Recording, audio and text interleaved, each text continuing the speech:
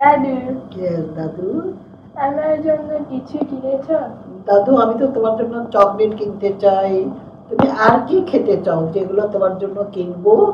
ফ্রিজে already chocolate আছে, তো এখন আর কি খেতে চাও যেগুলো আমি তোমার জন্য চকলেট আছে কিনতে ফ্রিজে? পারি? কিনেছো চকলেট? হ্যাঁ, ফ্রিজে চকলেট আছে। চকলেট আছে? তুমি দেখো।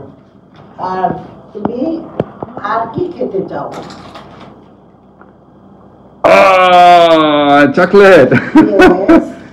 দাদু আর কি খেতে চাও আমি তোমার জন্য? আরো চকলেট। আচ্ছা, আরো চকলেট? দাদা বেশি চকলেট খেলে, দাদা বেশি চকলেট খেলে দাঁত বসো আম্মু। ভেঙে যায়। কিন্তু চকলেট খুবই মজা। চকলেট খুবই মজা, মাঝে মাঝে ঠিক আছে। আমি তোমার জন্য বেশি করে করে চকলেট আনাবো।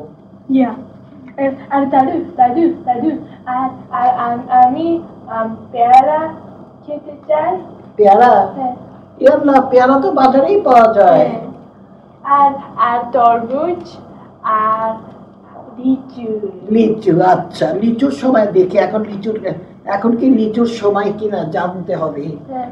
আর তুমি যে তরমুজ তো অলরেডি ফ্রিজে আছে, তুমি ওদেরকে বলো না কেন তোমাকে তরমুজ কেটে দিতে? জান কলিজার টুকরা। আরো তরমুজ। আরো এগুলা খেয়ে শেষ করো, তারপর আবার তরমুজ আনবো, আবার বড় আরেকটা নিয়ে আসবো তরমুজ। আচ্ছা।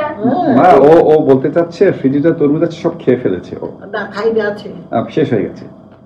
আচ্ছা ঠিক আছে, তাহলে তরমুজ কালকে আনাবো ইনশাল্লাহ। আনাতে হবে, তারপরে খেয়ালটা তুমি কখন কি খেতে চাও আমাকে বলো, না বললে তো আমি বুঝবো না।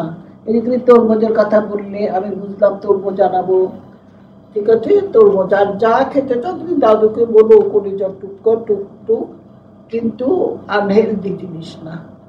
আচ্ছা। আর কার বাচ্চা? আবার বাচ্চা।